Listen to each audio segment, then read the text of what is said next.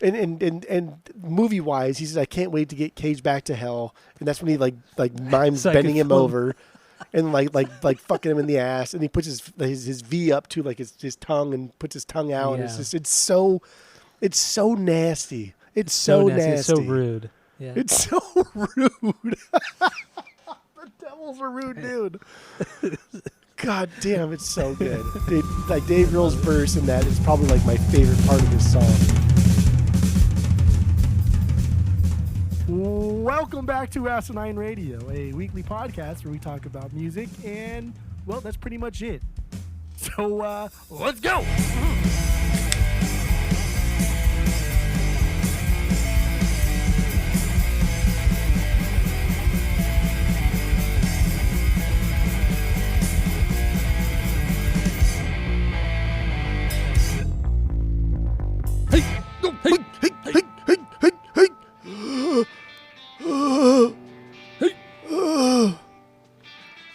This is Asinine Radio. This is the weekly music podcast where every week we get into a stupid. different band, different artist, and we break down one of their records, and, we try to have a good time doing it. My name is Tyler, and way out there, hundreds of miles away, is Jeff. While you're listening, because I know you got nothing better to do, go to Spotify, give us 5 stars. Go to Apple Podcasts. If you're listening on there, give us 5 stars. Please go do that. All of our social media handles are at Asinine Radio.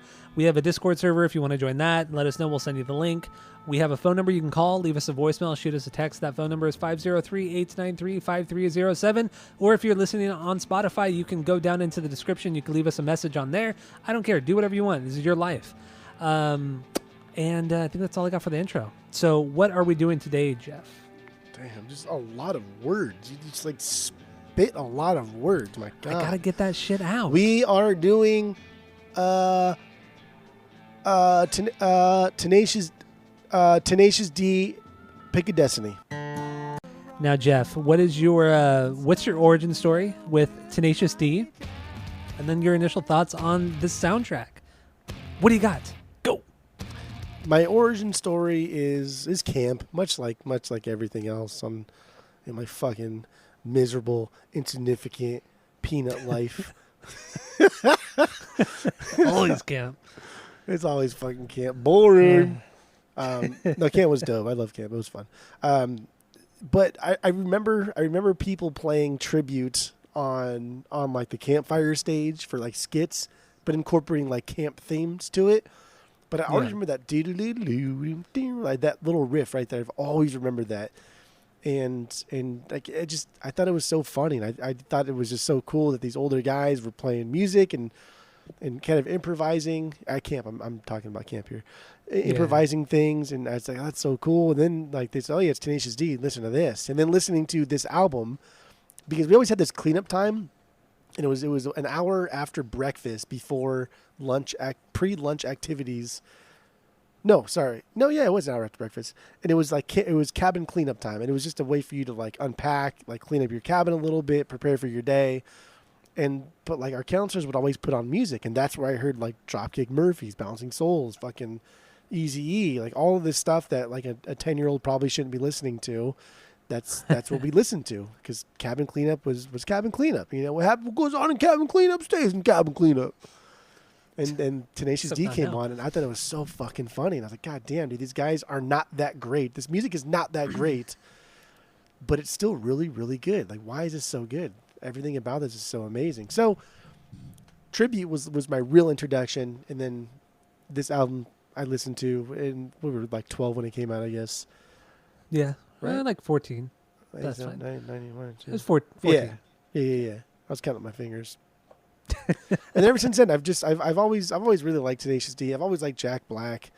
Kyle Gass, I unfortunately kind of push him to the side a little bit, because I don't think he's as, and for sure like this week solidified that, but he's not the mastermind behind this. I think it's not a symbiotic relationship. I think it's mostly Jack Black, but I think Jack Black, for some reason, needs Kyle Gass so much, and for that I'm thankful. But I mean, this is a Jack Black band.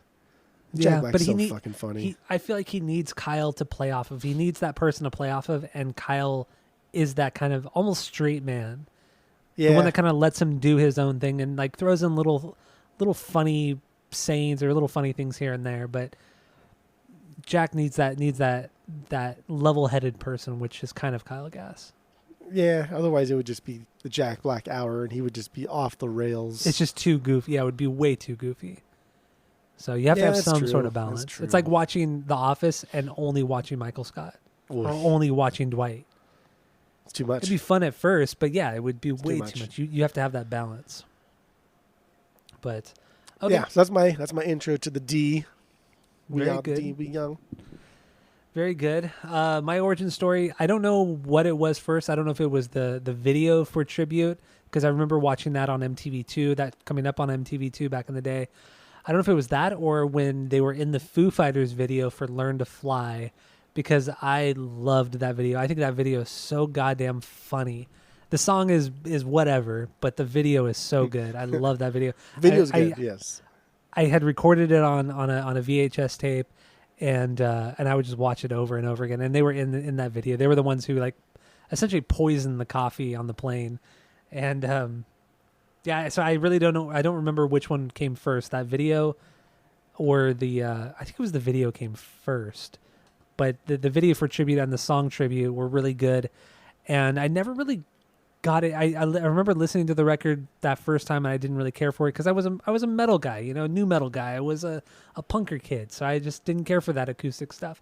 But it wasn't until later high school, like 04, 05, where I got more into it because of you guys, and then the movie, The Pick of Destiny, and also a friend of the pod, Annie. She loves Jack Black, and she loves Tenacious D. So it was a mixture of you, Annie, and then going to see The Pick of Destiny, that and also the TV show on HBO that got me really into, or got me more into Tenacious D. So that's my origin story.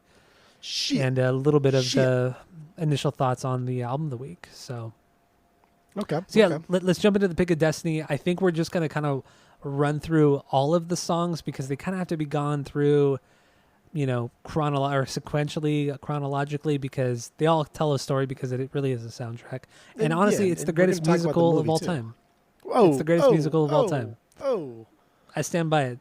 Oh. This, Singing in the Rain, and Sound of Music, three greatest musicals of all time, hands down. So there's only like one in my book. There's only the only true musical I think that is great is Joseph in the Amazing Technicolor of the Dreamcoat. That's so wrong. Everything's music. There's no talking. It's all singing. If you're gonna talk is cheap, baby. You can't see my hand, but I'm doing like the mouth noise, the mouth gesture. Talk is cheap, baby. Yeah. Talk is cheap. If you're gonna be a true musical, it's got to be all singing. It's got to be all music. I don't want to hear talking. Mm-hmm. There's talking in this, so therefore it cannot be the greatest. It's really, really, really, really, really good, but it's not the greatest. Joseph in the Amazing Technicolor of the Dreamcoat. That's the greatest. But I digress. Okay. So then, where are we going to start? Because it's the Kickapoo. Yeah, we're starting with Kickapoo. Kickapoo. We already played a little bit of it. This one, opening of the entire movie, obviously. Jack Black's a little kid. It's kind of his him essentially getting kicked out of his own home for liking satanic music, and because he has a very, very religious family. Meatloaf plays his dad, not the food, but the singer plays his dad. Then Dio comes in to save the day and kind of tells Jack, there's more to life outside of this and just leave. So that's kind of the gist of the song. So many like flashbacks, anecdotes I have to this. So this is, I was not a metalman in high school, for sure. Only knew Dio as somebody that people who like metal like. And Yeah. when Dio showed up in this, I was like, oh wow, maybe Dio is kind of cool. Like, it's fucking rad. Because if Jack Black likes Dio, therefore I should like Dio. Still never dove into Dio. Don't care. In high school, I never did it. But this made me dislike Meatloaf. I was like, oh, Meatloaf is a joke, dude, because he played this character. How much I hate Sean Penn because of his character in Mystic River. I can't even look at him. I didn't like Meatloaf for a long time. Honestly, until he started collecting the vinyls, and I picked up Bad Out of Hell, and I'm like, holy shit, this is a pretty fucking good album. And the Rocky Horror Picture Show episode that we did. Movie. God damn. But Meatloaf is super cool, man. He's so great. I think he's one of my favorite parts of this entire soundtrack. Yeah. God, his I vocal wish part he is had more. Yeah. amazing. I really wish he had more of a presence on this album, or at least he had a bigger part in this song, at least in this song. But he just has that one verse. But the way his voice kind of meshes with the heaviness of the guitars and Dave Grohl's drums, oh my gosh, dude, it's just it's excellent. And he is a great singer. Meatloaf was a great singer. And I've always like talked shit on him too. I still haven't listened to Bad Out of Hell. I know I need It's to. so good, dude. But I still have not listened to it. But I've always loved his performance on this song, and also his performance on Rocky Horror Picture Show. It's fantastic. So he has a voice that like it can be great if he's a rock star, or it can be great if he's like a stage actor. Mm-hmm. He can just do it all. He just has that type of voice, and that's fucking tough. That is tough to please a crowd of play watchers, and it's tough to please a crowd of like moviegoers. And he could do both of them because his voice is both like generic, because Dio's voice in this is fun, it's great, but it's generic. Dio's a generic voice. See, wouldn't say I think he has a unique voice, but I don't like his voice. I think it's generic. I think Really? like, you brave on jables, you are hungry for the rock. Like anybody can fucking sing like that, dude. And then the vibrato at the end too. Hollywood. It's so, oh my god, like that's dude, so generic, dude. I still don't want to say it's generic. It's generic. It's boring. Whatever. It's not generic. Meatloaf doesn't need to do that. He doesn't need to do these little tricks that you watch any episode of The Voice or American Idol, they all fucking sing the same. Don't care. All sing the same. They all sound the same. That's they true. That's true. They sing the same type of fucking song. They all sound the same. Boring, generic. Get over it. Meatloaf is not like that. He doesn't do that kind of shit. He doesn't need to do that shit because his voice carries. He can be soft. He can be intimate. Or he can like belt out and fill a room, fill a stadium if he wanted to. Yeah. Like the dude's a performer. And my God. And then his acting in this too. Like it's such great. a nice guy, but like the acting in this, he was an asshole in this. Yeah, he plays the asshole so well. The moment at the dinner table when young Jack Black is singing the song with the guitar, and you could just see him fuming at the table, just ready to just essentially beat the shit out of young Jack Black, which he does later in the song. But just that build up, and dude, he was a good actor. He was a good actor. He's a great singer. He has such a commanding voice. Yes. I'm just so impressed by his voice. I know I got to listen to Bad Out of Hell, but I'm just so afraid it's not going to live up to my expectations. I mean, don't think of it as like something that's going to compete with Sabbath or anything. It's just good, clean fun. It's just solid, good, I'll clean. Listen to it. It's just I'll listen good, to it this week. It's good shit, dude. It's good stuff. Just listen to it. Take the stick out of your ass and fucking enjoy your life once in a while. I'll tell you that much right now. I don't know anything about it. So, oh boy. All right. So what? If I still did list bangers, Kickapoo would be my 3B. Okay, so I listed bangers as well. Kickapoo is my 4B, my fourth banger on this record. Okay. So, let's move on to the next song. I mean, unless there's something kind of really important you want to say about Kickapoo. I mean, we could go on for days. Kickapoo is such an amazing song because it transitions from just an acoustic thing, and it goes in like the transitions from the parts that lead into Meatloaf and Dio's. Those are like my favorite parts. They're very abrupt. And Grohl comes in with a it's just, dude, I get fucking pumped up. I get so excited. The changes so are very the changes good. are very abrupt, but they still have a fluidity to them, which is so weird because you have that acoustic part with young JB, and then it just immediately goes into the heaviness where Meatloaf's gonna beat JB around, and then it's just this soft where Jack is just kind of pleading to something more, and it's very soft and just melancholy, and then Dio comes in really heavy and really hard, and then it just kind of it's just go my son and rock, and then it just kind of builds, but then it kind of slowly fades out, very very slowly fades out as Jack arrives into all the different Hollywoods. No, I know it's so stupid. There's like a Florida one. He goes to every Hollywood in the United States. There's like 7 Hollywoods in this country before he finally comes to Hollywood in California. And don't So forget funny. too that montage is shot in a way that's it's purposeful. It's shit. It's trash. It's just him. Yeah. It's like, and he's not running. He's just kind of like jogging in place. And because he's a kid actor, right? Like these kid actors aren't the best of all. And it's just like, dude, he's doing such a bad job. It's so great. It's the absolute point. And what was good about that part of the movie is that it showed the passage of time from young Jack Black to the modern day Jack Black, because it took so long just to get to Hollywood, California. So it was just a good way of that passage of time. I thought that was really well done because Liam Lynch directed the video or the movie, and I thought that was well done, honestly. So. And this whole opening sequence of Kickapoo, of introducing Jack Black and introducing like his aspirations to become a rock star. And man, when this kid comes out and he's like, I sliced his fucking cackles, and he's like saying that, and you see Meatloaf and the mom's like clutching her pearls, and Meatloaf's like throwing his napkin on the table. Dude, I lose it every single time. It is so funny. It's so good. This kid is so hilarious. I know. It's perfect. And he Perfect. matches Jack Black's facial expressions really well too. Perfectly. Yeah, it was good casting. Honestly, it was good casting. Yeah. All right, let's move on to Classico. So from here, Jables arrives in Hollywood, or L.A. really, not Hollywood, but in L.A. He's in Santa Monica, because you can see the pier in the background, and he runs across this guy playing guitar just by himself, and he has a little bit of a crowd, and he's just so blown away and impressed. And it's Kyle Gass with long hair, and it's so ugly. It's so ugly. And Kyle says, he pretty much like says you're a piece of shit, and then he plays this, and then he starts playing Classico, and then Jack starts to sing along with it, and it's just so goddamn good. This is my 5B.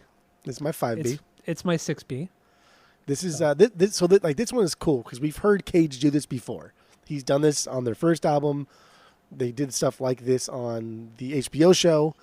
And so what's cool about this is they're bringing this back to their early days. This is in the movie. It's supposed to be their first time meeting, but like we as Tanakh heads, we know that they've done the song before, and so it's cool for them to throw it back and redo the song as like them first meeting type of thing, a reimagining of early stuff and blending it into like the concept of the movie.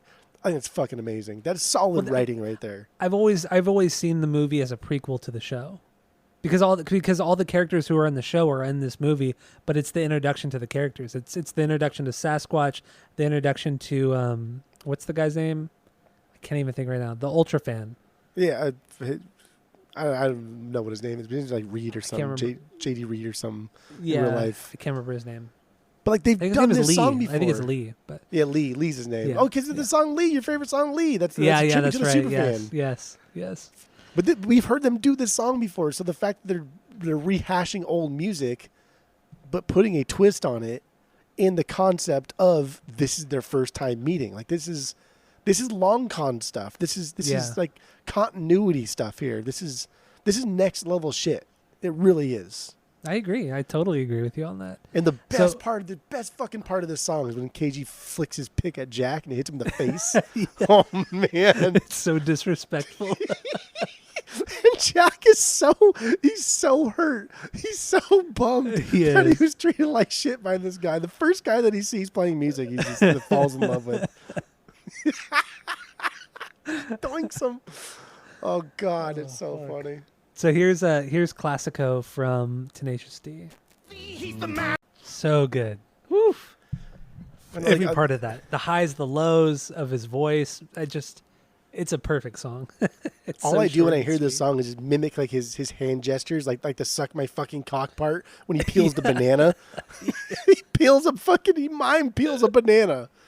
God, it's so good. And the last part, the back and forth with his head shakes, dude. Yeah, and the shot goes between both of them, like every it goes between each of their faces.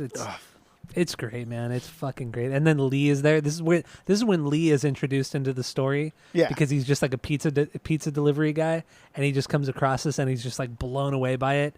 and he's the only one who like claps and stays behind and is like, dude, you guys are the best ever. And then that's when Kyle kind of blows them both off, and that's when he flicks the pick at Jack's head. Oh my god, it's so fucking funny. It's Yeah, so dude, good. it's great. So going from here, Kyle leaves. Jack has nowhere to go, and so he just ends up sleeping like on the boardwalk there, and he sings a song called "Baby," and which I don't really care to play. Honestly, I don't really care much for this song. It's fine. Yeah. It serves a purpose. It drives the story forward. It's really just. There's a part where KG and JB layer the vocals. That's super cool. I like that. But it's just a lead up to the "I'm just a baby." That's what it's all leading up to. It's instilling cries. doubt. It's instilling doubt on the character to maybe this wasn't a great idea. So it serves a purpose. Not a great song. Not a bad song. I would never skip it. But yeah, whatever. Yeah, and then there's the whole Clockwork Orange part. It was fun. It was funny.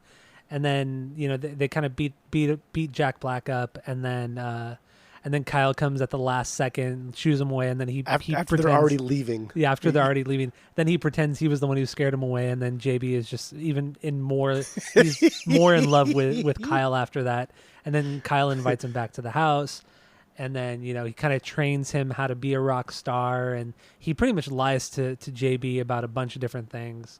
And then eventually it comes to light that the mom is sending money to him. There's a scene where Cage is teaching JB that I still quote to this day to anybody that I do this to, and it's the try to snatch it part. The try to snatch it. Yes, I know. Fuck me. That is that's a top quote for me from any movie ever. Anytime somebody tells me to hand them anything and I put it in my hands, I try to snatch it. Snatch it. and then when JB tries, he misses, and he goes, "God damn it!" He gets so mad. Oh my god, that part's great. I mean, all the between Baby and the song, essentially the song "Destiny" and "History." There's a lot that happens in the movie, but I mean, like I said, it's pretty much just kind of building the relationship more between JB and Kyle, and then really the roles reverse during this section, because at the time Kyle's the one, he's the leader essentially, because he's flat out lied to JB the entire time, and then once JB finds out that it is a lie and that his mom is actually supporting him, that's when completely, I mean, the roles completely change at that point. Instantaneously, JB becomes the leader of the friendship, of the duo. With that in that moment, and it's this semi mimics real life. They did kind of do this thing where they traded.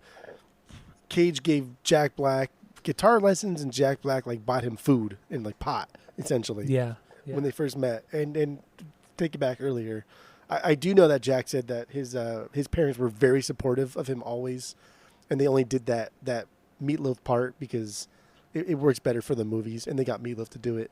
But he always had said his parents were very supportive of his acting and musical career. Yeah, so I read that too, and also a thing in this movie that actually plays into real life with their relationship was they actually originally met in 1986. They were part of a group called the Actors Gang or something like that, and they didn't like each other. They did not get along for several years. But they were still part of this this comedy. I wouldn't even say a comedy troupe or some shit. Yeah, it was something weird like that. Yeah. And they didn't like each other. They didn't get along until they traveled to Scotland for whatever reason, and they went on some hike, and that's when they discovered, oh, we actually have a lot more in common, and they actually became really good friends at that point. And when they got back, they wrote a song together, and that's when their whole relationship kind of started. Was actually in Scotland, and yeah, they hated each other, and this movie kind of shows that, but in a much more condensed version than in real life. Well, I mean, and the fact that Jack Black took a massive pay cut to make this movie, he's a big time actor at this point. He's worth millions. His starting salary is well over $5 to $10 million per flick. So he condensed it down. He went down. He took a pay cut and split it with KG. So at this point, so this movie came out in 2006. They actually had to delay the filming of this movie a little bit because Jack had gone to film the movie King Kong or Kong with Peter Jackson, and which is not a good movie. Huge. Well, it wouldn't, but like it was huge though. It was a huge movie. Yeah, it made a lot of fucking money, and he made a lot of money off the movie. But so he went and did that, and at the time, from what I was reading, he was making roughly $12 million per movie that he was making at the time. And he took a pay cut of $1 million, or he took a pay cut to the point where he made $1 million off of this movie, and he split that $1 million with Kyle to make this movie. So that's pretty crazy. And then on top of that, the budget for this movie was about $13 million, and then $20 million worth of marketing on top of that. So it came out to be over $33 million to make the movie, marketing and everything, and it only made $18 million. So it was a complete fucking flop. Yeah. Complete bomb. So just kind of throwing that out there in the context of it all. But it made a lot of movie in like home sales. It made a lot of it did, yeah. money in like CD sales for the soundtrack. People love it. That's why we're doing it. I didn't look, but did they ever release it on Blu-ray? I don't know. I don't think because I have the OG DVD when it came out, and that's what I watched on yesterday when I rewatched the movie. That's what I have too. Just because it's not streaming anywhere. I mean, you could rent it or buy it on the streaming sites, but it's not streaming with any sort of subscription. So I just watched it on my DVD, which was funny because dude, DVD. If you watch a DVD now, it's just so dated. Like the menu screen, everything. It's annoying, dude. I find it irritating. It's fucking irritating. Too. And not only that, but like the sound is very. It's not balanced really at all. It's like you get these really quiet moments, and then it gets super fucking loud. So I feel like I'm constantly like turning the volume up and down because it just gets too loud or too quiet or whatever like that. I haven't watched a DVD in a long time, but anyway, let's move on. Let's move on. So we got through Baby, we got through that chunk of the movie. So at this point, they're friends. So now they're starting to play gigs. So they play. Like Destiny's got cool chugs though. Remember the end, the do do do do. It does, but it's more like cool chugs. But it's an interlude. I know, but Destiny's even their transitions, even their interludes are fucking cool. They are really cool. No, they are. They're really cool. But they're interludes, but what I like is like they have the cool tarot cards, yeah, of like the band and the devil and all that kind of stuff. That part was really well done. The transitions were really well done. And that's not just like a throwback to their first album, but also like the what do you call it, a precursor to what to become later on. Because their first album got a lot of shit because the cover art is essentially like the devil tarot card with two naked people in front of like the devil, and it was like banned in a lot of stores and stuff and recalled. So it's again continuity. Everything's coming together. Good stuff. Yeah. History. Go. Totally right. History.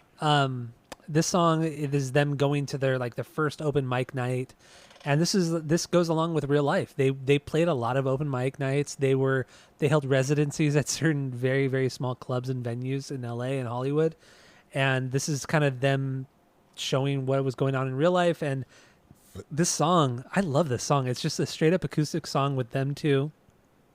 There's no fluff, no frill, and the lyrics are so fucking funny. It's so stupid. I love this song. What do you got? What B is it? What B is it? What B is it? It's my my 7B. Oh damn, that's my 4B. Okay, I mean I still love this song. When a B is this low, I love it. I love the lyrics, the music, everything. This one is incredibly smooth. When Jack says like it's not just a list of bullshit we've done in the past. I think the way he says that is so fucking crisp. It's so smooth. It's so confident. It's so on point. Man, it's the way he says bullshit. It's like bullshit. Bullshit. Like bullshit. God, it's so crisp. I never heard anybody cuss that crisp. It's because he uses like his whole mouth. He uses all of his lips. Like every muscle he could use in his lips, he uses for that. And this is like this is the most old school Tenacious D song on this album. It's aggressive, loud. Right. It's acoustic, obviously, it's catchy. There's layers to it. It's energetic. Like this is the most like throwback to the beginning of Tenacious D, what they started as, what it was just two guys shitting around. And that's cool because they're telling a history story. They're telling you where they started. Yeah. And that's fucking rad. They could write a song that throws back to where they began. Come on. Yeah, I know. It's unreal. The songwriting on this album is so much more complex than like anybody ever gave it credit for. I agree. It fucking irritates me. This record and these songs are so underrated. It's really aggravating. I also love it in some of the later verses. Or at least I think it's just one verse actually, where they kind of do that back and forth. You know, Kyle's fingers be silver, Jack's voice then be gold. Like it's just this very kind of like Renaissance kind of it does thing going on. I love it. It's great. It's fantastic. And that last Supreme where KG just drains it out, and just lets it go, and then Jack's just kind of going off. Good God, man. Oh, talk about the lyrics. Talk about the lyrics in that outro too. We reign supreme, burrito supreme, a chicken supreme, a cutlass supreme, supreme. Yeah. Oh my God, the way they sing it. I love the lyrics in this. It's truly a really well written song. I think it only runs for like 2 minutes, 2.5 minutes or whatever. But most of these songs are super short. It's funny because like Cutlass Supreme, I'm not a car guy. Never been a car guy, and I just never knew what like a Cutlass Supreme was until fairly recently. Probably in the past like 5 to 7 years when I heard somebody say the word Cutlass, because I always thought it was spelled Cutless. I said I don't know what that is. Maybe that's a cut of meat. I don't know. Then somebody said something about a Cutlass, and my first reaction was, oh, like Tenacious D, Pick a Destiny, and the person looked at me like I was fucking crazy. I was like, yeah, Cutlass Supreme, right? Like Burrito Supreme. And they thought I was an idiot. And I looked it up, and that's a fucking car. Cutlass Supreme's a car. It is. It's a car that you watch any movie from the 1970s that's based in the 1970s. Every single car in that movie is going to be a Cutlass Supreme. Like it's the most generic car of that decade. It's a fucking generic looking car. Yeah, from that very specific decade. Oh, Burrito Supreme. I love this song. I think it's amazing. I think the way the guitar sound, I think they're super crisp. And I don't know. I like it. It's 4B. There we go. Should we play history or what do you think? What do you want to do? All right, here it is. History from Tenacious D. This is a song. There you go. History from Tenacious D. So good. I don't know. 1, 2, 3. when he says, gonna come 1, 2, 3. It's so funny. You know, on Genius Lyrics it says "Go now, Kyle 1, 2, 3," but it's not what he says. He says "Come now 1, 2, 3," right? I've always thought he just says "Gonna 1, 2, 3."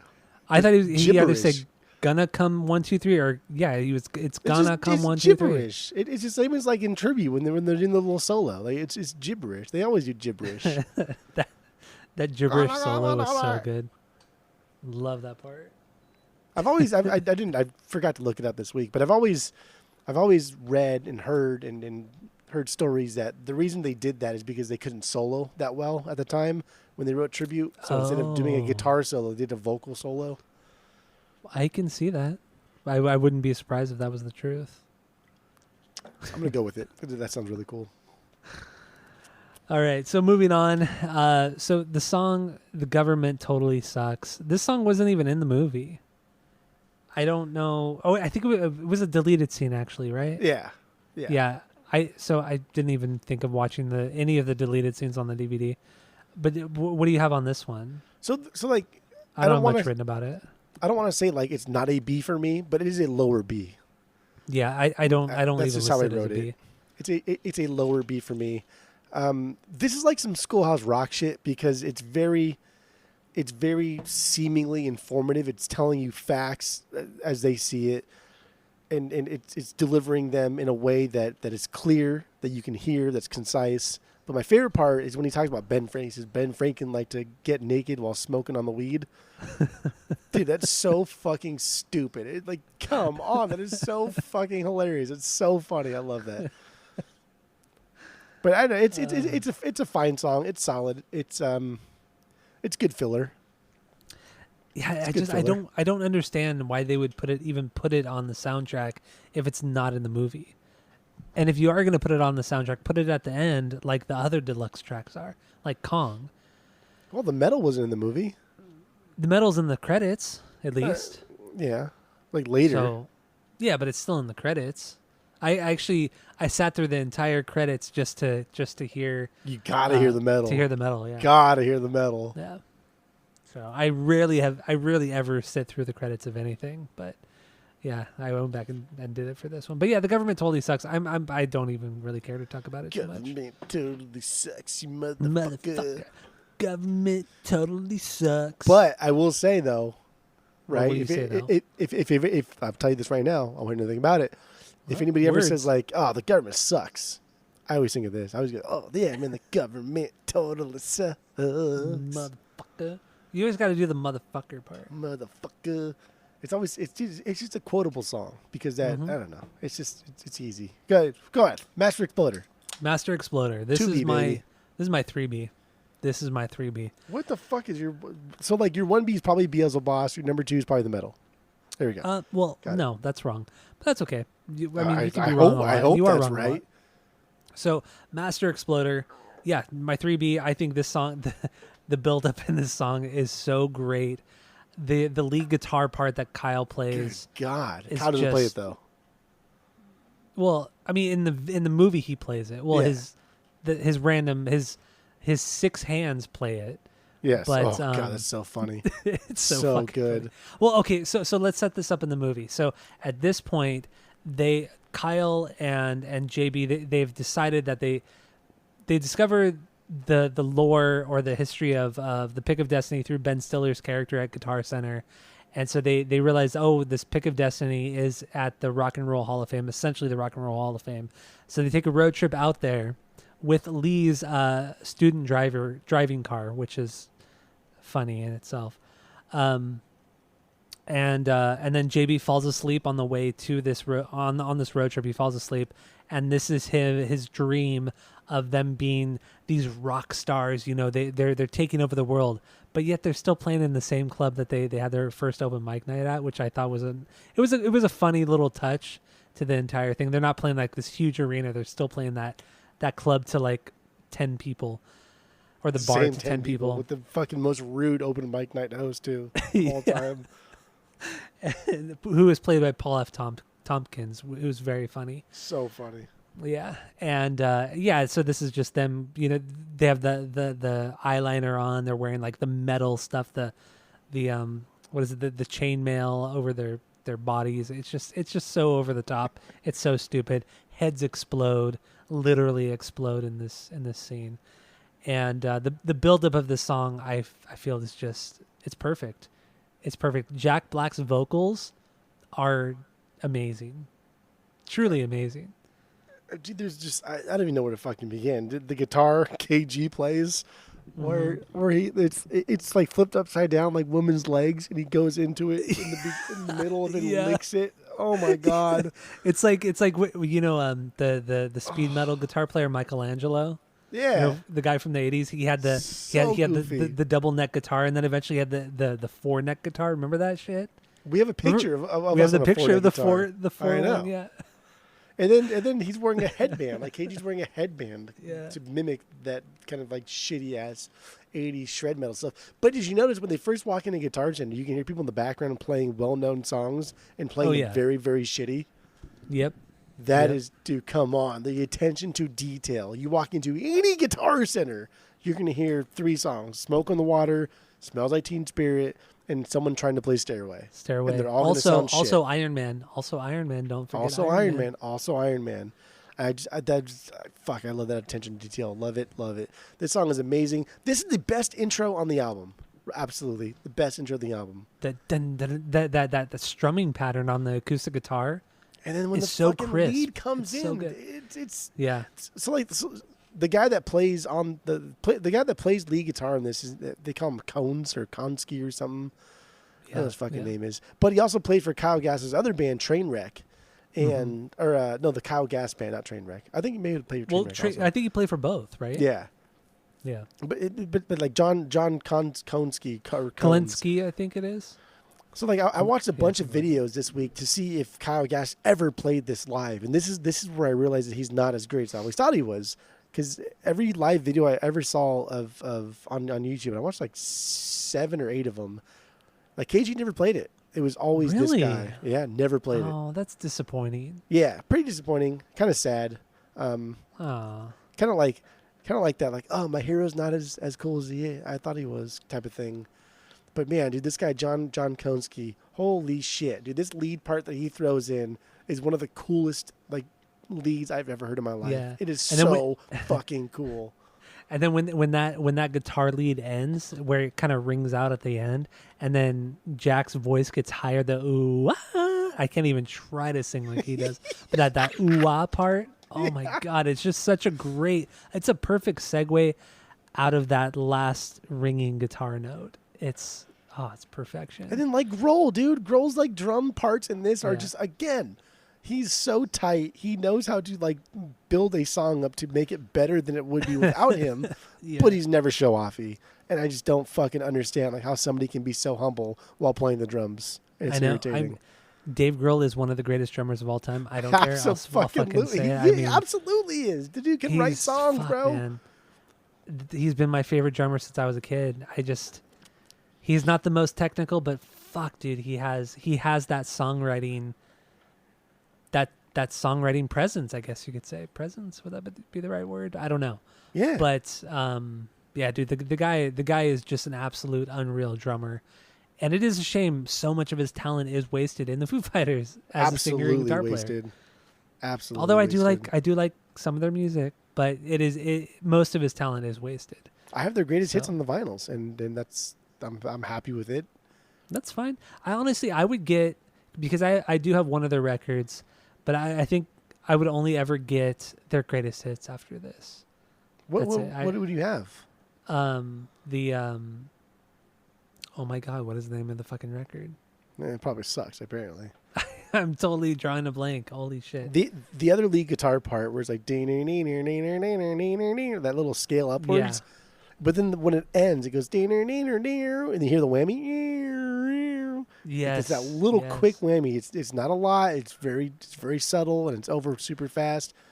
Dude, it's a solid It's songwriting. fantastic. Oh, the Foo Fighters album is In Your Honor, by the way. One from Is that- 2005. Is that the one that has All My Life? Oh wait, what's it called? No, All My Life is one by life, all by one. One by one. One One by by one one? has All My Life. One by one, I got nothing to hide. Learn good. to fly.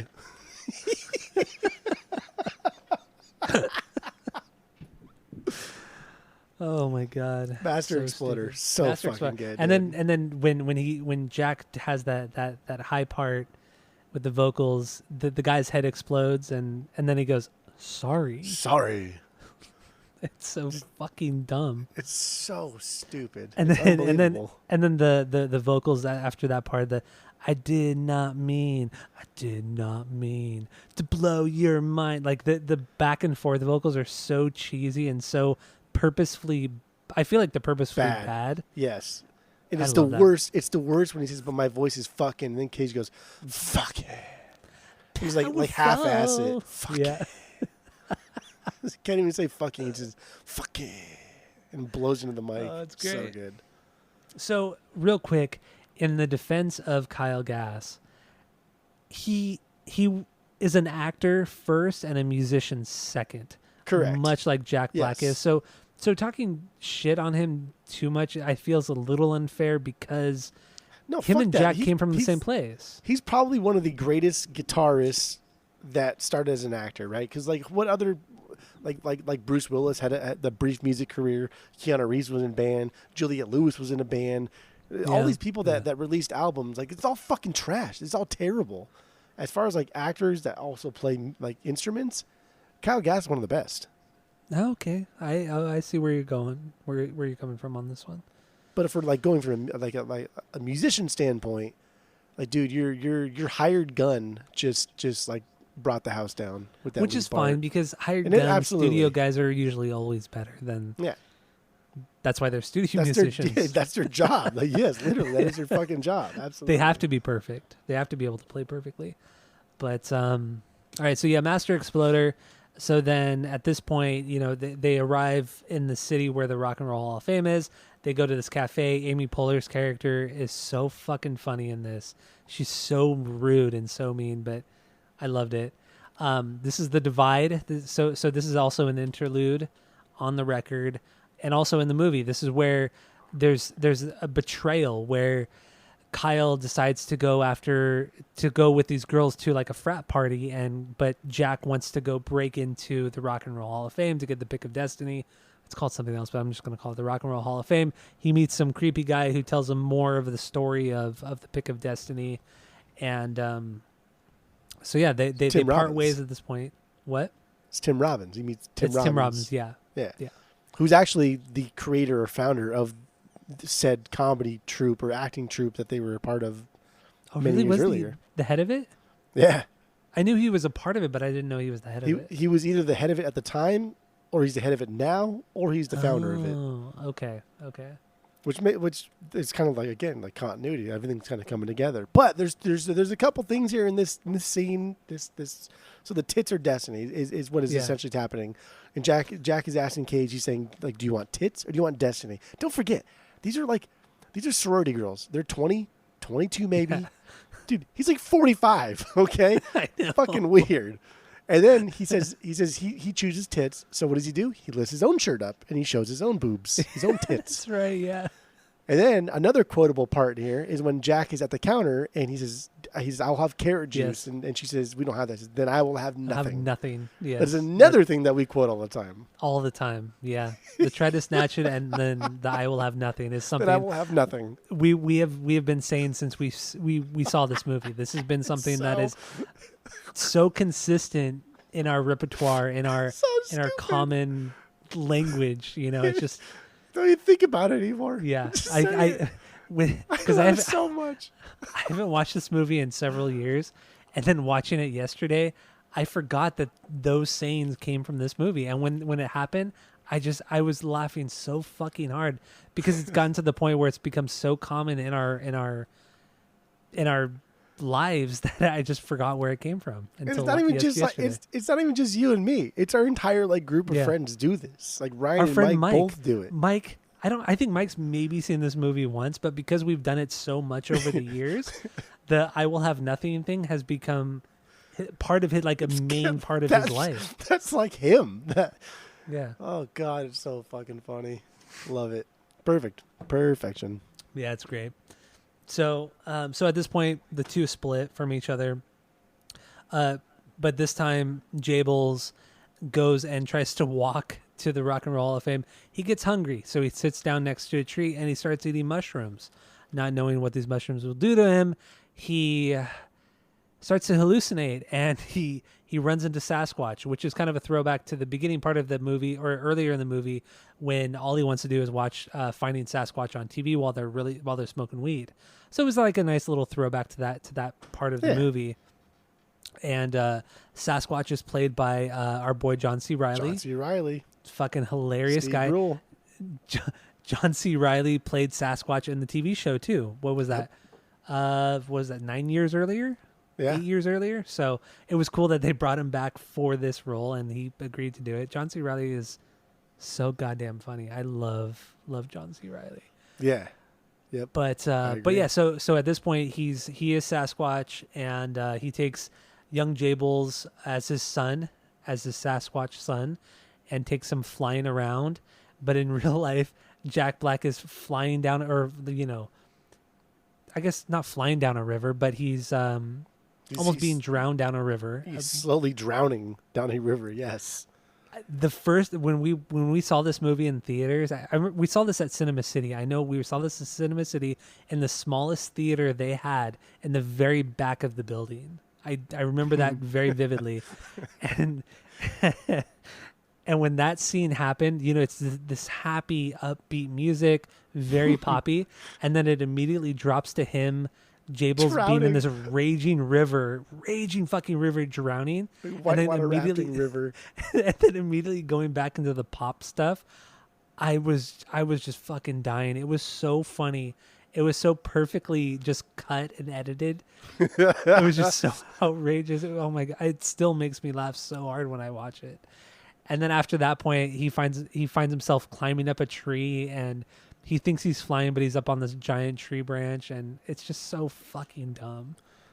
It's such a dumb part of the movie. There's really no reason to have this entire scene of the movie. No, absolutely not. It's completely irrelevant. Only to bring back old characters and that's old concepts. all it is. All it is. And like the passage of time, like the progression, like when cars are moving forward in movies, it shows the audience that things are moving forward. The movie is moving forward. The plot is moving forward, even if it's not. But the way Jax is like, me, time to protect me. There's always that like brief pause right before the me. Yeah. Dude, that's so funny. Yeah, that pause is great. Should we play a little bit of it? Yeah, play a little bit of it. Okay, so here's the song. Just the beginning of this song just is so dumb. So here's the song, Papa Gnu, He's My Sassafras from Tenacious D. There you go. Papa Gnu, He's My Sassafras. Boy. It's so funny. That's just fucking funny, dude. I just, goddamn. Strawberry River. I really forget how much I laugh at this movie every time I watch it. It's just, God, it's so funny. It's seriously, you're totally right. Totally right. The scene makes no fucking sense in any way. So at this point, he falls out of the tree. Jack Black falls out of the tree, and when that happens, he comes out of his hallucinations from the mushrooms, and he realizes, oh, he's less than 1 mile away from the Rock and Roll Hall of Fame. Let's just walk. So he walks to the Rock and Roll Hall of Fame.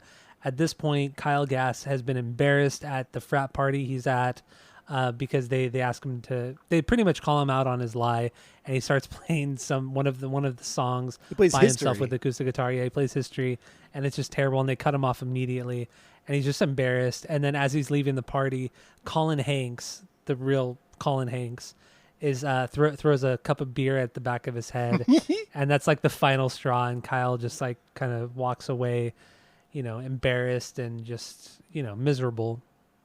And then that's when the song comes in, "Dude, I Totally Miss You," Dude. And it's just So they miss each other. They want to be reunited, and they both know what needs to happen. And then eventually they meet up at the Rock and Roll Hall of Fame in the air ducts of the Rock and Roll Hall of Fame, which makes no sense how Kyle got in there. And, none of that part makes any sense, but it's totally fine.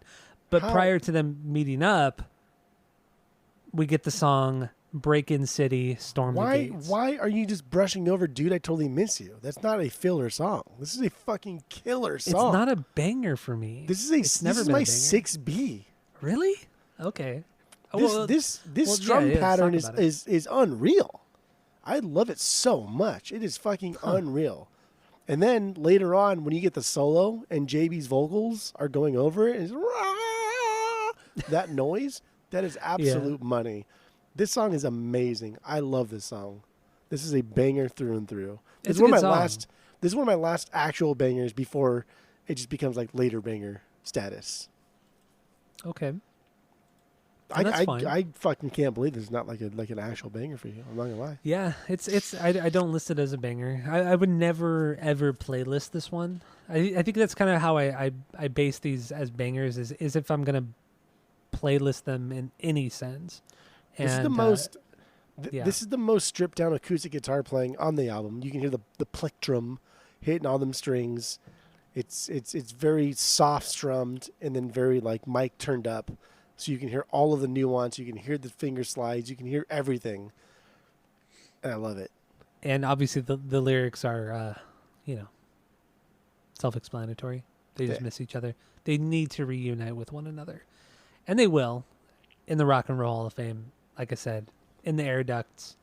But then we get the awesome song Break In City, Storm the Gates. So Storm the Gates. In a couple scenes prior to this, Tim Robbins? Tim Robbins? Is that Tim Robbins' character? I forgot Yeah. his name and his character's name, but he gives Jables a napkin of where he needs to go to get into the Rock and Roll Hall of Fame, and it's literally just a pencil drawn 2 air ducts on a napkin, and that's it. No other instructions, but that's enough. That's enough for Jables to get onto the roof and whip around some bushes and get into the Hall of Fame. So that's what he does, and this song breaks down every single movement that he does to get to that point, breaking cameras, climbing a pipe up onto the roof. Dude, that's 2 the air best- vents that's on the- the roof. That's the best part. He's his Yeah. metal pole. Climb that shit. And like he's just giving directions. This is not a banger for me. I think Breaking City and Car Chase Really? City are kind of like one and the same. They kind of go together. Kind of, yeah. It's not a banger because I like if I'm taking away from the context of the movie, I'm listening to this musically. Not a lot going on. Nothing's really happening except that it's just the same thing over and over. Just the doof doof doof doof doof doof against all odds, which is fine. It's fun. It's a later beat for me. Against all odds, storm the gates. Storm and the gates. then Dave's drums. It's a doom ga, storm the gates, doom ga. It's so simple. But it's just like perfect songwriting. And then also in Breakin' City, oh wait, how does it start? It goes, oh my god, I just totally forgot how that song started. God damn it. There's a lot of, so I mean, just overall, there's a lot of like famous people in this movie too. Oh yeah, definitely. Like not just the big ones that we've seen, but I mean, going back to like the frat party, Jason Segel is one of the frat boys. Wait, is he really? Jason Segel is? Yeah. No way. And then what's that girl's name from fucking The Office? She played the purse saleswoman. Oh, Amy Adams? Oh, Yeah, you're right. Amy she's Adams also- is in it. Yeah, you're right. She's also there too.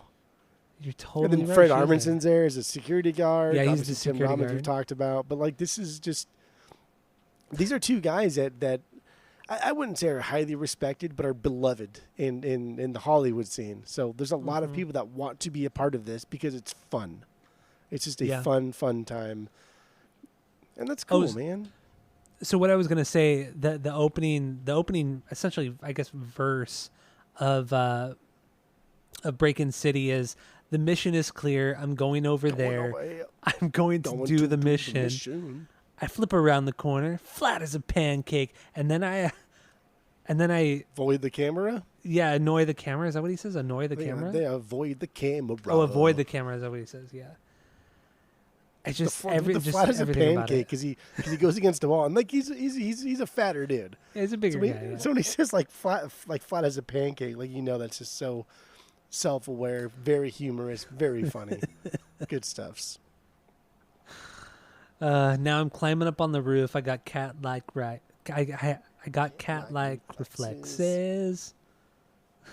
It's so good. Storm the gates. Oh man, this song is great. And then it abruptly ends when he jumps through the air vents and he just lands flat out, just that booming sound in the air ducts. And then you know what I noticed on this watch through was when Jables is crawling through the air ducts, is he all of a sudden pulls out a walkie-talkie. There's never been a walkie-talkie at any point in this movie They had to be in a before or backpack. after. Yeah, there's been no walkie-talkie, and then all of a sudden he's trying to reach out to Kyle, and then Kyle happens to be there, and then they both get into the same part of that air duct, and then it just falls in the center of into the center of the Rock and Roll Hall of Fame. And from here, then they find their way to the Pick of Destiny. They steal it. There's a lot more that there's a bit more that goes on, but do we really need to get into it? What do you think? Nah. So they steal the Pick of Destiny. They leave, and then they're on their way home. They're almost home. I think they even say we're 50 miles away from Los Angeles. We're almost there. And then a cop pulls them over for a busted taillight. And they think, oh my God, we're getting busted for stealing the Pick of Destiny. So then they go on a car chase. And that leads into the Chase song City. Car Chase City. So where does this sit for you on the banger list? It's a later B, and again, it's because I put Car Chase City and Breakin' City as just similar things. They're fun songs that drive the plot forward because they're very kind of one dimensional in the fact that it's just like a bass drum the whole time leading the song, which is nothing wrong with that. I love it. They're hilarious, but outside the movie, they don't hold much water to me. I think you're totally wrong on here. Eh. I think drumming, this is some of the coolest drumming that Grohl does on this entire record. Is on this one. The let's rock, let's roll, Car Chase City, let's go. Just that that's entire all guitar drum right part. there. That's all like that scales of Yeah, and listen to Grohl's drumming again. His drumming is fucking awesome in that part. This is my 1B. Car Chase City is my 1B. That's silly boy talk. Well, it's not silly. It's true. The lyrics are hilarious. This is also another instance where he's pretty much explaining exactly what's going on in the movie, and it's so goddamn funny. It's a great chase scene too, where just from an action standpoint, from an action movie standpoint, there's shit blowing up, there's fast cars going by, there's just a lot happening, and and then Lee is in his living room, like eating a TV dinner or whatever. And he sees a high-speed chase on the TV, and he's like, "Oh, that looks like my car." So he calls the fucking car phone. JB answers it, and he's like, "Oh, is everything going okay?" He's like, "Yeah, everything's great." And he's like screaming at the same time, and eventually destroys the car. And then they escape down through a manhole in the street. But this song, man, I love it. And then the part where Jabel says, "Fuck this shit." Fuck this shit. It's gone way too far. Just the way he says, "Fuck this shit," it makes me laugh every time I hear it. I love it. It's a good song. It's hilarious. I don't know. It's fine. I can't believe you don't have a more positive thing to say about his drumming, about Grohl's drumming on this one. The song isn't there. There's no song there for me. That's cheesy in a way that is just driving plot forward. That like Beelzebub is cheesy as fuck, but it's a good song. Oh, yeah, wait till we get into that one. It's a good song. It's fantastic. Oh yeah. All right, so let's play a little bit of Car Chase City because we didn't even play Breakin' City. Fuck, I forgot. What do you want to play? What do you want to play? Play Car Chase City if you want to be. This is my 1B. So fuck it. So here is Car Chase City from Tenacious D. I didn't think of this I didn't really make the connection until this week because I haven't been a Van Halen man for very long. It's only been a couple years since I really got into that band. But this song is, to me, a true homage to Hot for Teacher. The drumming is very much like Alex Van Halen in that song, with the bass drum, the ride cymbal, just all that kind of style of playing that Alex does in that song. And then the guitar riff too. The guitar riff is kind of reminiscent of Hot for Teacher. The way he kind of sings, the structure of the song is very, very reminiscent to Hot for Teacher. Okay, and I think that's super fucking rad. It's so, dude, I can't believe the song sits so low for you. Okay. Everything about the song is just like perfection. It's a good song. It's very like Valiant Thor sounding, that it's ecstatic and crazy and spastic and nuts. It's good. I love this song. So let's move on from Car Chase City. So they escape through the sewer. They escape from the police, and nothing is ever said after that point about what happened. Then they go to the open mic night once again. This is pretty much the end of the movie. We're wrapping it up. Go to open mic night. Paul F. Tompkins is there again as the host of the night, and they say, what do they say again? We have something that. Wait, what did they say? He said he's about like blowing your fucking brains out or something like that. Yeah, and then they eventually break the pick in half, Kyle and Jack, they're fighting over the pick. Like who should use the pick tonight? Oh no, this is what it is. Yeah, they fight about who's going to use the pick that night, and eventually they break the pick in half. And then Paul F. Tompkins comes up and says, it's not about the pick. It's how you guys actually write music. Some bullshit like that. I don't remember the exact dialogue. So they're like, okay, you're totally right. So they go into the building, or they're about to go into the building. Paul F. Tompkins picks up the two halves of the pick, and then he becomes the devil. Or the devil takes him over, and the devil is Dave Grohl. And we get the song so good. Beelzebub, the final showdown between the devil and Tenacious D. So, yeah, what do you got on this one? This is my 2B, by the way. This is my 1B. Okay. This is I think like just nostalgia aside, and in the context of Tenacious D, this is just a really well written song. This is a song that is mimicking Devil Went Down to Georgia. There are similarities there. This is a song that is building on itself, that is telling a story in a short amount of time, that you could take out the entirety of this movie and only play this song, and it still tells a story. It still starts somewhere and it ends somewhere with a lot of really cool middle parts. There's 3 or 4 different kind of songs going into this epic jam sesh here. I think it's funny. I think the lyrics match everything. I think the layers are great. I think the vocal performances are awesome. I think the guitars are great. Dave Grohl fucking slays at the drums. I think this is just a really, really well-written song.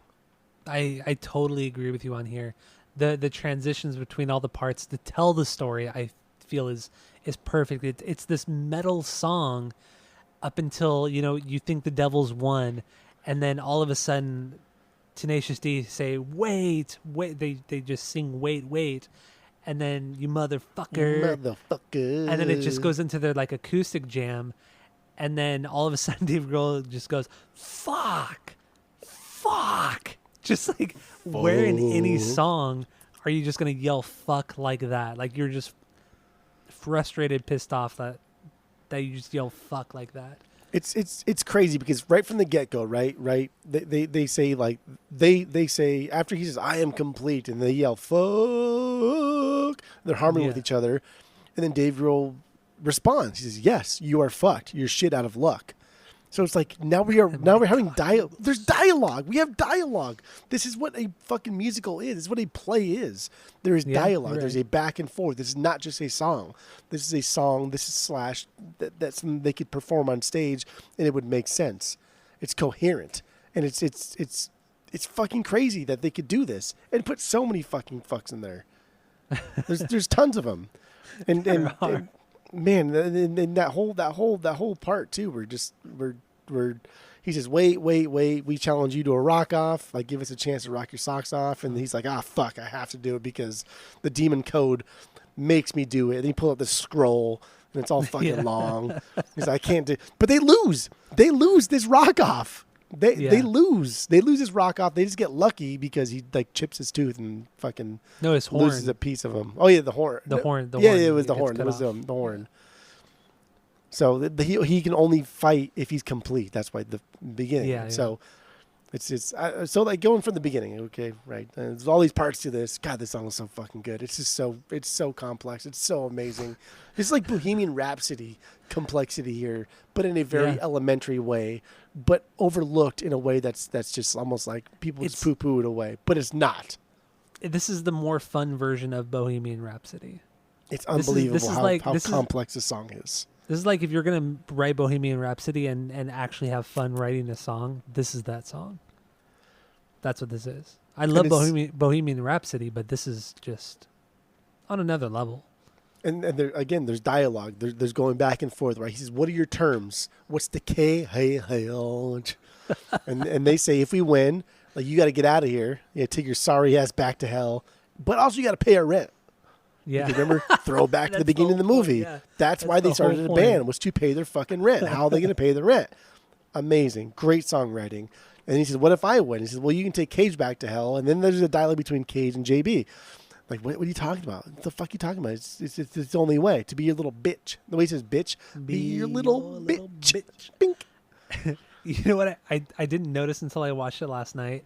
But when he says "be your little bitch," when he says "bitch," he like grabs Kyle's tit, like very subtly grabs his tit when he says "bitch," just to really be that disrespectful to him. That disrespectful. It was so fucking funny. And I was really trying to get in to see if Dave Grohl wrote any of these guitar licks or wrote anything here. I didn't see that he didn't. I didn't see that he did. But man, I just saw that he has a songwriting credit, but that's it. But that could just be for drumming. So Yeah, I don't know. And helping out. But he didn't get a songwriting credit for drumming in any of the other songs. Okay, So maybe it's because like the vocal melody, and I think it's just a mixture of everything. But I would like to imagine that he wrote all the guitar parts on this as well as the drums, and we know he can do it because we've heard the Probot record. On top of that, we've heard the new Dead Widow record that came out last year, or was it this year? Right before Taylor Hawkins died. Damn, that was a fucking killer record too. Yeah, that Dead Widow record is fucking awesome. Without multiple listens on that record, I mean, it could be better than Probot. Like, it was so good. Yeah. I think the only thing that really sets Probot aside is that it has so many different singers, and some of those singers just Fucking are so legendary. great with those songs. Yeah, they just mesh so well with those songs. But I feel like the Dead Widow record as a whole is a better record than Probot. But I don't know. So that's not what we're talking about. God damn, it's all just so good. So when Dave Grohl first comes in, he's on the devil. I love metal. Check this riff; it's fucking tasty. But that part, all that drumming, all those drum fills, all the It's so good. Come on, dude! Like this right here, this verse, that specific part of this verse is the best drum performance on the album. It is so fucking good. And then not it's only so that, basic. the drum fills lead into that lead guitar part, that I'm the devil, I can do what I want. Oh my god, it's just Let so those power chords melodic ring out too. a little bit. Yes, it's so fucking melodic. Oh, Dave Grohl just absolutely fucking kills it. Absolutely slays. After that part is whatever I got, I'm gonna flaunt. There's never been rock off that I've ever lost, and there's a like he's just hitting all these fucking tones I never even heard of before in my life. Double bass, everything. It's just all fucking. It's all Bonham style, just straight up all totally. loud. It's all Bonham. Love it. It's absolutely unreal. Yes. And movie wise, he says, I can't wait to get Cage back to hell, and that's when he like mimes So bending him over. And like fucking him in the ass, and he puts his V up to like his tongue and puts his tongue out, and it's so nasty. It's so nasty. It's so rude. Yeah. It's so rude. The devil's a rude dude. God damn, it's so good. Dude, like Dave Grohl's verse in that is probably like my favorite part of this song. Yeah. It's so and good. the way he kind of like stomps around too in the movie, to kind of like he stomps along to the beat, and it's just it's absolute perfection. This entire scene is the best part of the entire movie. And this is a testament to just how cool Dave Grohl is, because he's playing drums in costume. He's playing guitar in costume. He's singing in costume. He's doing stage direction acting in costume. Everything, yeah. Oh, it's so good. Unbelievable. It is. So also the point where, after Grohl's part, you get Tenacious D, and then you get that build-up. The build-up of them going, come on, Cage, now it's time to blow doors down. Oof. I hear Jables, that. Well, it builds up even earlier, though. You got to throw it back. It's the no, right? Yes. He's like, come on, Cage, bring the thunder. And then Cage is the soft acoustic. There's just no way that we can win. That was a masterpiece. That's throwing back earlier in the movie too, when JB find out that Cage was not who he said he was. That kind of like took him down a peg, and so now Cage is thinking like, we can't do this, dude. And Jack is like, nah, we got this, and then that's when it builds up into such a fucking cool part. I know. Deactivate lasers with my dick. And that now it's time to blow this fucker down. And then it goes, come on, Cage. It's that strumming pattern. Oh, it just gets you going, dude. Yeah, and then it builds and builds and builds, and then it's just like, and then it becomes that symphonic kind of speed metal thing that they do. Yeah. We are the D, we are the D, we are the Oh D, my we are the D, we are the. God. It's such a perfect progression, and oh my God, dude, this song. You know what? Fuck it. This is gonna be my 1B again. It's fucking unbelievable, dude. The song is fucking unreal. It's truly. Could this be a perfect prog rock song? It really is, man. It absolutely fucking is. This is. I don't even know. So I don't even know. It bridges so many genres. Again, like we talk about like how there's dialogue, how there's speaking, and when we hear this thing like in Tommy, for instance, the rock opera, there's kind of like inner dialogue in that. And that was like hailed as great. I love Tommy; it's amazing. But like this is actual dialogue that not only like rhymes, it goes somewhere. It's coherent. It makes sense. It flows. This is one of the most underrated like songs that has ever been written. Like truly. I agree. Truly. I agree. And then so another thing I want to bring up too is the we are the D, we are the D, we are the, and then it gets like super fast, and then in the movie Jack Black is like Just prancing jumping around, around, like just he's jumping and prancing, going crazy. and then all of a sudden the song completely stops out of nowhere, And then you guys are fucking lame. Dave Grohl is so disrespectful, or the devil is so disrespectful. He says, "You guys are fucking lame. Come on, Cage, you're coming with me." Like, just the first thing that comes out of his mouth is, "You guys are fucking lame." After all of that buildup and all of that shit, it's just like, oh, it's so rude. It's so goddamn rude. But he's the devil. What do you expect? And again, like they are fighting the devil, and they are giving the devil features that are likable, much like Devil Went Down to Georgia, right? When you listen to that song, it's like, dude, this is a cool song because I kind of like the devil. I like where he's coming from. I get it. And when you give the devil, if you believe in the devil or whatever, like the dude's like the worst thing that's ever been invented in your mind or whatever it is, right? Yeah. He should be the worst. But you're giving him features now that make him kind of likable. And when he says, "You guys are fucking lame," like calling somebody lame as the devil, like really? Like, couldn't you just smite them and explode them into like smithereens? But you call them fucking lame because you're one of the homies, because you don't care. Like giving good qualities to the devil is something that Tenacious D has been doing since day one, since their HBO special, since their first album. It is what they do. These guys are metal at heart. Just played acoustic guitars and fuck me. This outro is also incredibly cool because you guys are fucking lame. Come on, Cage, come with me. And that it still builds. It does, yeah. And then and then you kind of he's going back down into hell, but you can kind of hear that like swirling, like it's almost like it's like a whirlpool. That you hear like no. He's like, "Fuck you, Cage. Fuck you, Jables." Yeah. And the ending note, great. much like Weezer, much like fucking Only in Dreams, it ends on that kind of like that cowbell, that dee-dee-dee. You got to bring in the Weezer, huh? And that's all we get, dude. That's unreal. It's unreal. I swear to you, this song is one of the most underrated songs of all time. I totally agree with you on this. So actually, let's play a little bit of the song. Actually, do we want to play any of it? Because I feel like it might be unfair to play just a portion of it. What do you think? You can't. Like, what part would you play? Like, how would you prop it up? Yeah, you can't. You have to listen to the entire thing. And honestly, the song is, I'm looking right now, it's 5 minutes and 35 seconds. It's not the longest song. But what they accomplish in this, story-wise, musically, is really something else. It's fucking awesome.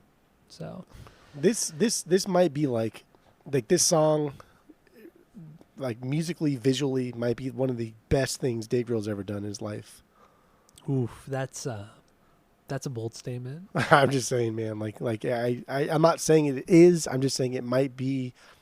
If we took a minute to like think about it, dissect it, argue it, but this definitely is in contention for the best thing Dave Grohl's ever done in his life. Musically, not if he has kids. I don't want to be like that guy, but like musically, this could be like the best thing he's ever done in his life.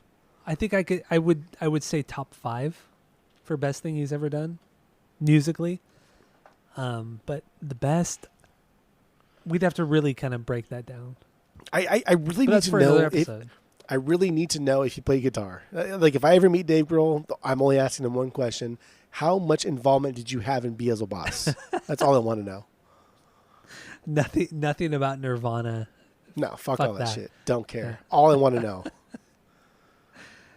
Oh man, we've talked about it on the podcast before, but we have those celebrities that seem so untouchable to the point where if you were ever to be in the same room as them, you wouldn't know what to say, like, or to the point where you can never imagine yourself as being in the same room as said person. Like Jimmy Page, I can never think of I can never even imagine being in the same room as him or as Paul McCartney or shit like that. Dave Grohl is one of those people. Yeah, I've seen him live. I've seen Foo Fighters live, and I've seen Queens of the Stone Age live with him on drums, but I still can't imagine myself like in a room talking with the guy. So I think there's a difference between like I can't imagine ever like talking to him or like what the fuck would I say to him? Yeah, like Jimmy Page is the latter. Like, what the fuck would you say to Jimy Page? Oh, I like Led Zeppelin, dude. Like, Stairway's my favorite. Like, get the fuck out of here. Like, I like Over the Hills and Far Away. That's what I would say, yes. Yeah, I would. But as far as, like, Dave Grohl goes, like, he's done so much extracurriculars, and I feel like either of us would never bring up Foo Fighters. I for sure would never bring up Foo Fighters. I mean, there's so much more to talk about before I even get to Foo Fighters. And I feel like in any situation, you probably have about one solid question that you can ask until he's kind of like, okay, I don't want to talk to you anymore. I'm here living my own life. Like, ask your question, I'll answer it and get the fuck out.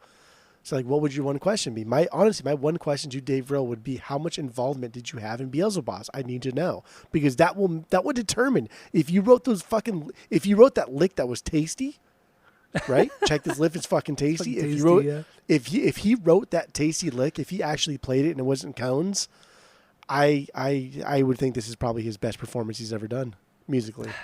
I can't argue with you on this. I cannot argue because God, I need to know. Yeah.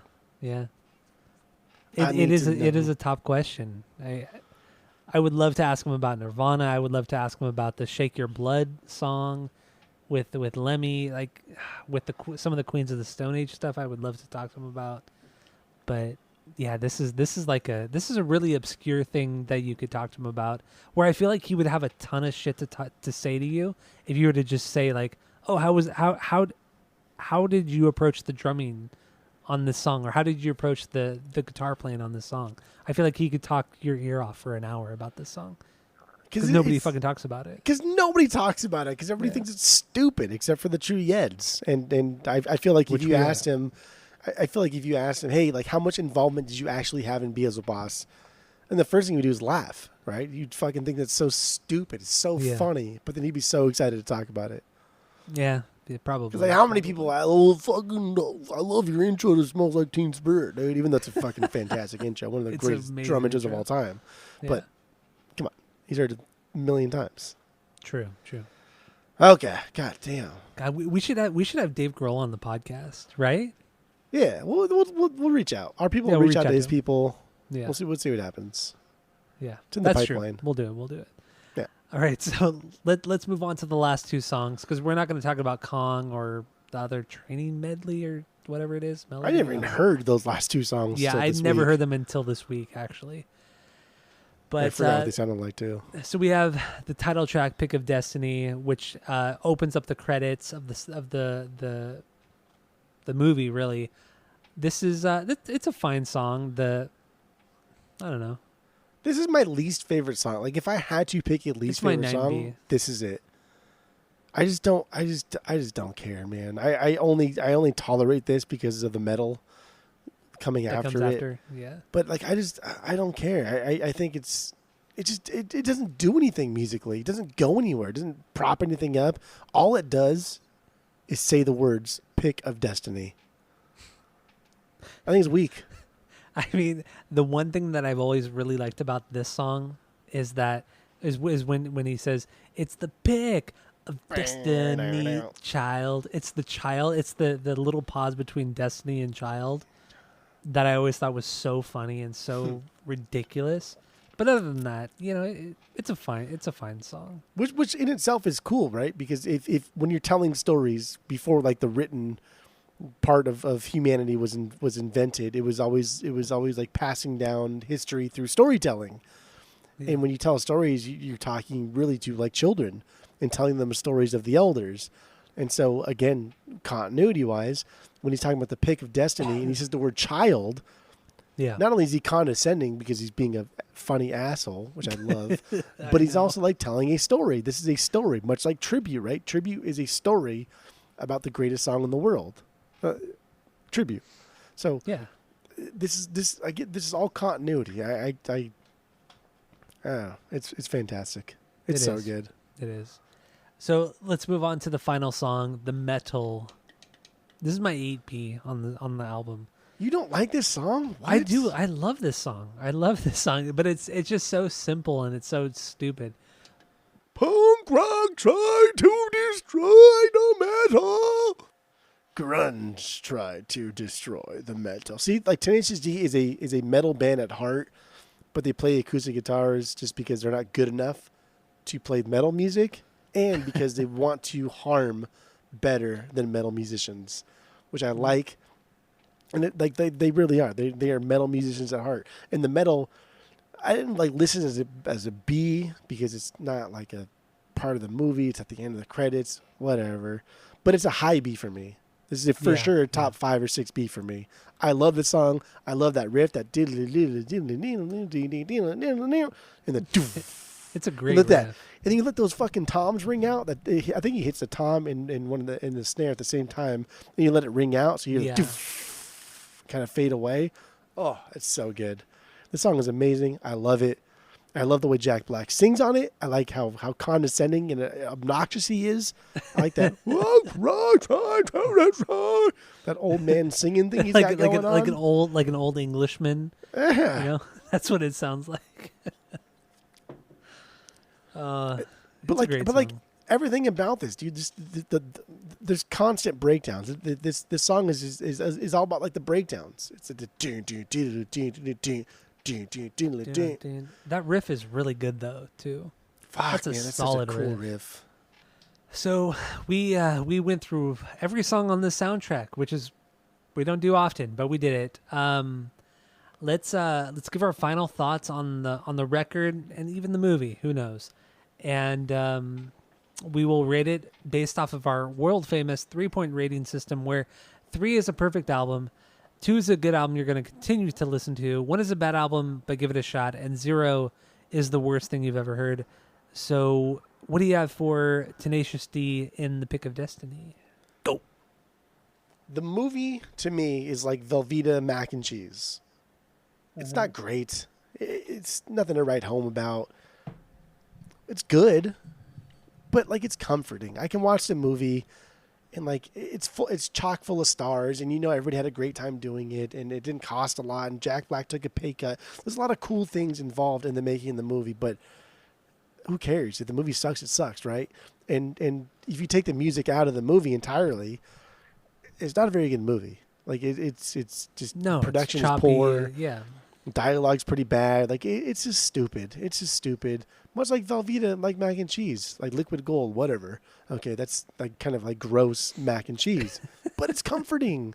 And like if I'm hungover and I don't want to like make food, dude, boil up some fucking noodles, throw that packet of Velveeta cheese in there, mix it up.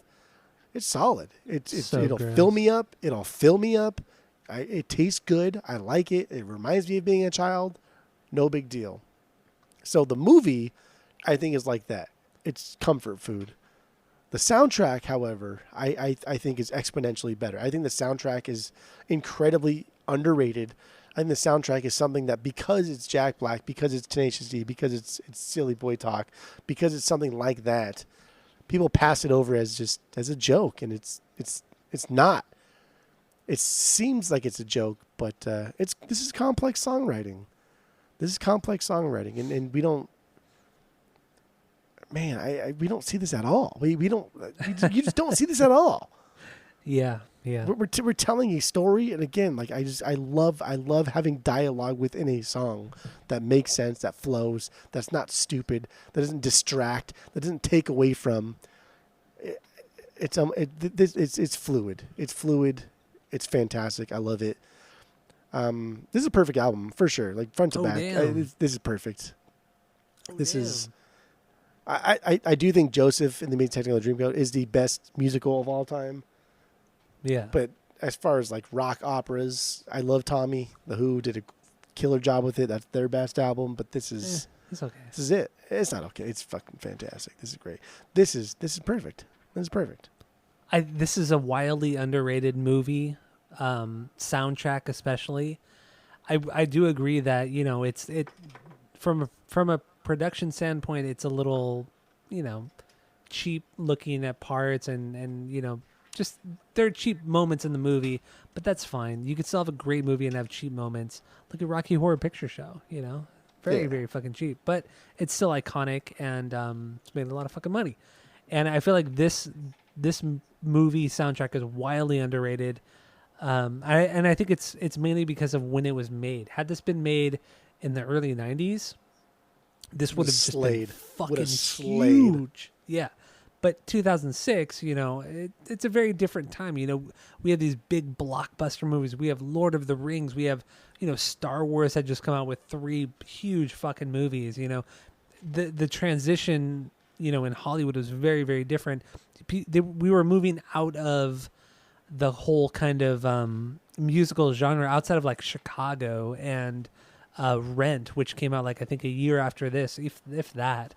But that was all just like bullshit, stupid ass, boring musical movie shit. Fuck all that shit. Yeah, and this is something that's truly unique, truly funny, and it's kind of sad reading about this movie. Like Kyle and Jack had such high hopes for this movie, and they thought it was going to be a lot more successful than it was, and they've always talked about how disappointed they were at the reception when it was released, and it just sucks, man. It's great that it has a cult following, but I really wish it would have had a bigger impact when it came out, because honestly, the movie is there, the comedy is there, the writing for the most part is there. It's staggered, but it's still there. The soundtrack is perfect, and the soundtrack is a 3 out of 3. The fuck, dude? Like yeah, you can't fuck with baby. that. It's a 3 out of 3. It's a 3 out of 3. The music is all there. Dave Grohl on drums. How dude, can he not? Oh my god, he does such a killer job in this album. It's unreal. He does. Yeah, the drumming's great. Everything about this, the songwriting, the lyrics. It's a perfect fucking record. We just spent over an hour and a half talking about this. It's a perfect fucking record. We both agree it's a perfect record. Yeah. So there's nothing more to talk about. Actually, I'm surprised at how much we got into this record. I didn't realize it was going to be this long of an episode, but I'm glad it was. If it's good, it's good. It was. If it's good, it's good. When it's good, it's good. It's good, it's All good. right, so do we have anything else on Tenacious D and the Pick of Destiny? That's it. All right. Well, thank you all for listening. Go to Apple Podcast or go to Spotify. Go to Apple Podcasts. Give us 5 stars and 5 stars only, and you know what to do. You've been listening for this long. So. 5 stars only. Oh shit. So go do that. Shitheads. Fucking assholes. Vociferous shit face. Yeah, that's it. Okay. Asshole piece of shit. All right. Bye. Meatloaf.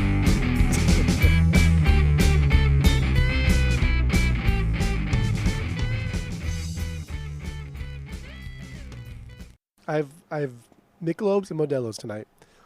M&M's, I call them. Michelob's and Modelo's, baby. I have spheres. Sounds like schmears. Pap schmears. Oh, so stupid. So the band Paramore, they put out a new song called "This Is Why." This is going to be off their new record. I forgot what it's called, and I forgot when it's coming out. But this is the Paramore I like. I like pop Paramore. Man, I thought this was a good song. I know you hated it, but you like that pee-pee, that pop Paramore. I do like that pee-pee. It's some good pee-pee. Mm-hmm. It sounds so stupid. Childish humor. Double bass, everything. It's just all fucking, it's all Bonham style. Just straight up, all totally. loud. It's all Totally. Bonham. Love it. It's absolutely unreal. Yes. And movie wise, he says, I can't wait to get Cage back to hell. And that's when he like mimes So I bending can him float. over and like fucking him in the ass. And he puts his V up to like his tongue and puts his tongue out. Yeah. It's just, it's so nasty. It's so nasty. It's so rude. Yeah. It's so rude. The devil's a rude dude. God damn, it's so good. Dude, like Dave Grohl's verse in that is probably like my favorite part of this song.